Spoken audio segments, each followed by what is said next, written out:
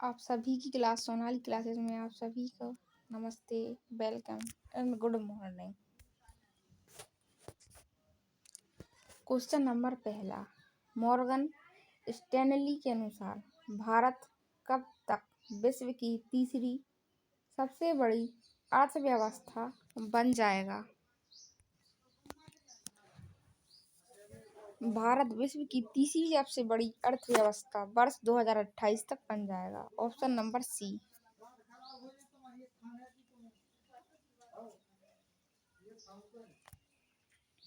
Option number B, वर्ष 2028। Morgan Stanley के अनुसार भारत 2028 तक जापान और जर्मनी को पीछे छोड़ते हुए दुनिया की तीसरी सबसे बड़ी अर्थव्यवस्था बन जाएगा। फिलहाल भारत चौथे स्थान पर है, जबकि अमेरिका और चीन पहले और दूसरे स्थान पर हैं।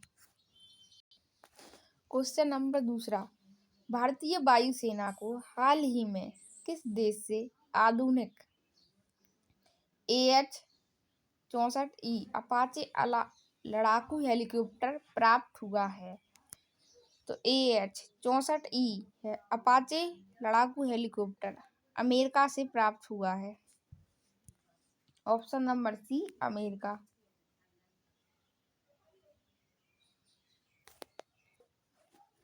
भारतीय सेना ने अपनी ताकत बढ़ाने के लिए अमेरिका से AH-64E अपाचे अटैक हेलीकॉप्टर खरीदे हैं। ये हेलीकॉप्टर आधुनिक तकनीक से लैस होते हैं और दुश्मन पर सटीक हमला करने में सक्षम होते हैं। पहला बैच 2015 में भारत पहुंचा था।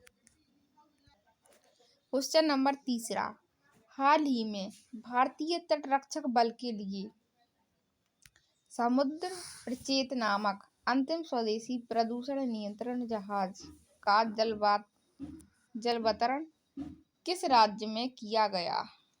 समुद्र प्रचेत गोवा राज्य में। ऑप्शन नंबर सी, समुद्र प्रचेत गोवा राज्य से संबंधित है। समुद्र प्रचेत भारतीय तटरक्षक बल का दूसरा और अंतिम स्वदेशी प्रदूषण नियंत्रण जहाज है, जिसे गोवा शिपयार्ड लिमिटेड में लॉन्च किया गया। इससे पहले पहला जहाज था समुद्र प्रहार। इसका उपयोग तेल रिसाव नियंत्रण ऑयल स्पिल पॉल्यूशन कंट्रोल के लिए होता है। क्वेश्चन नंबर चौथा, हाल ही में गोथिया कप फुटबॉल टूर्नामेंट 2025 का खिताब किस देश ने जीता है? गोथिया कप फुटबॉल टूर्नामेंट 2025 का खिताब भारत ने जीता। Option number C. Morgan Stanley के अनुसार भारत 2028 तक जापान और जर्मनी को पीछे छोड़ते हुए दुनिया की तीसरी सबसे बड़ी अर्थव्यवस्था बन जाएगा। फिलहाल भारत चौथे स्थान पर है, जबकि अमेरिका और चीन पहले और दूसरे स्थान पर हैं। Question number 5, Henley passport index 2025 के अनुसार भारतीय पासपोर्ट का विश्व स्तरीय स्थान रैंक, मतलब कि भारत का पासपोर्ट हेनले पासपोर्ट इंडेक्स में कौन सा स्थान है? भारत का हेनले पासपोर्ट इंडेक्स में 2025 के अनुसार 77वां स्थान है और 2024 के अनुसार 85वां।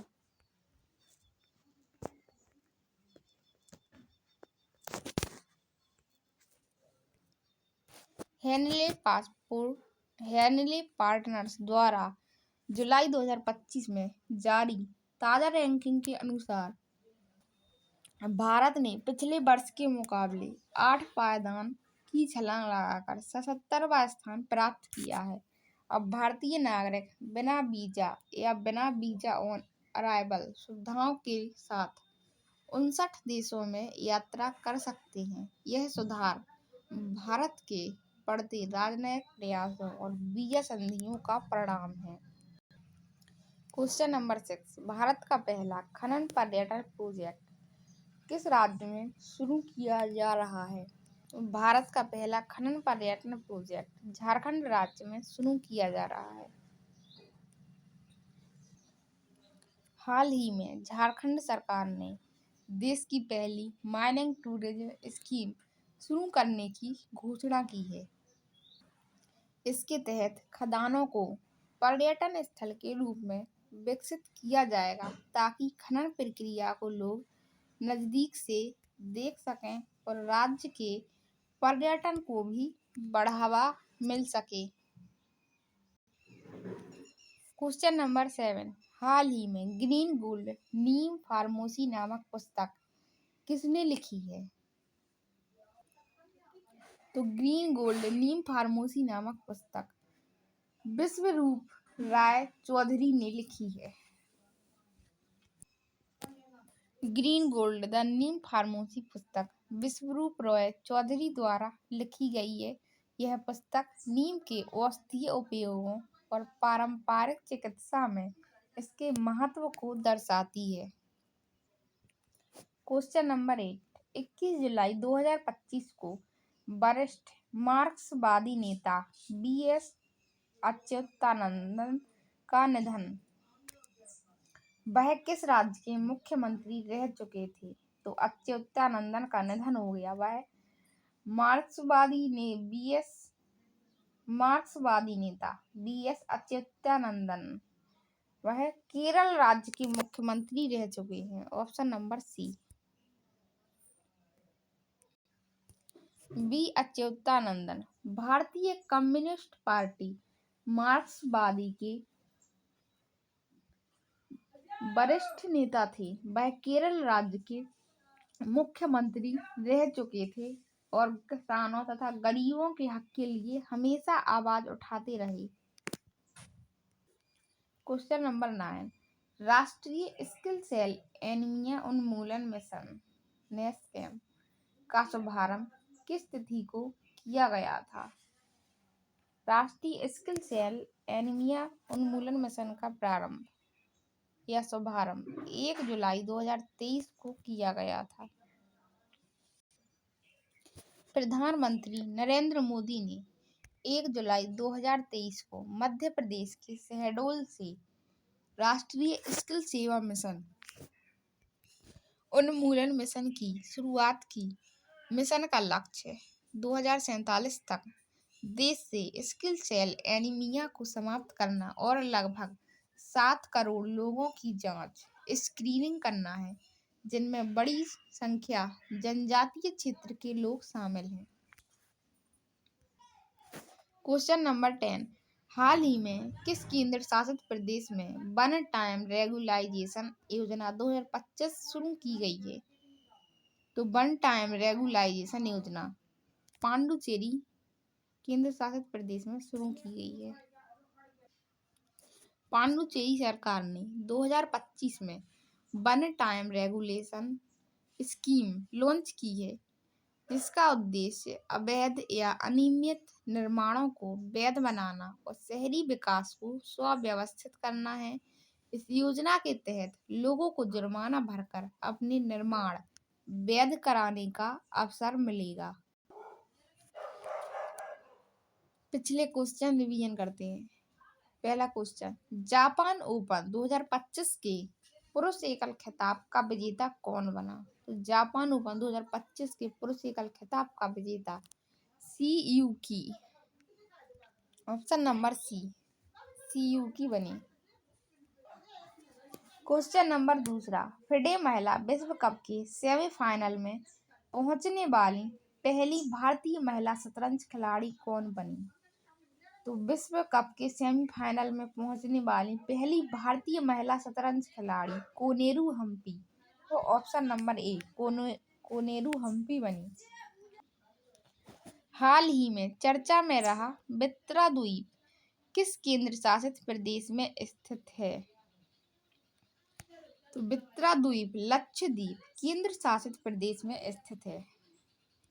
संयुक्त राष्ट्र विकास कार्यक्रम UNDP ने आपदा प्रबंधन समझौते पर हाल ही में किस राज्य सरकार से करार किया है? ऑप्शन नंबर सी उत्तर प्रदेश सरकार से।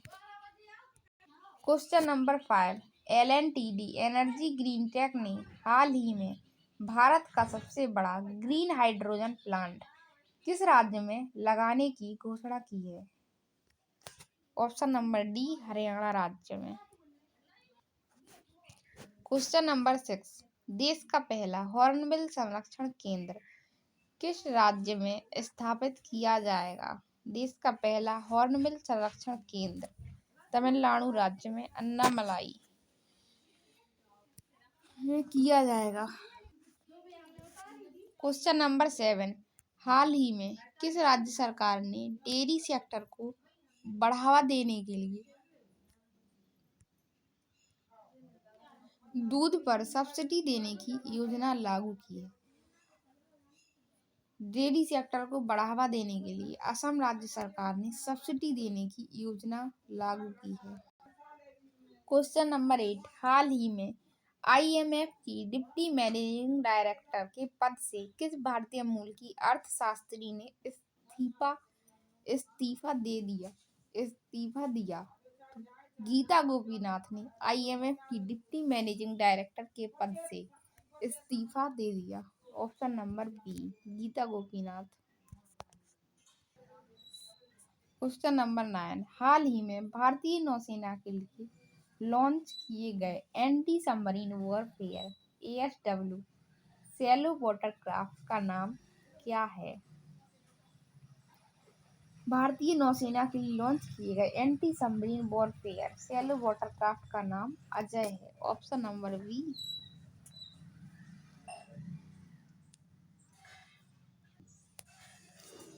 क्वेश्चन नंबर 10, हाल ही में लोकसभा और राज्यसभा में किस न्यायाधीश के खिलाफ महाभियोग प्रस्ताव लाया गया है? ऑप्शन नंबर बी न्यायमूर्ति यशवंत वर्मा के खिलाफ महाभियोग प्रस्ताव लाया गया है।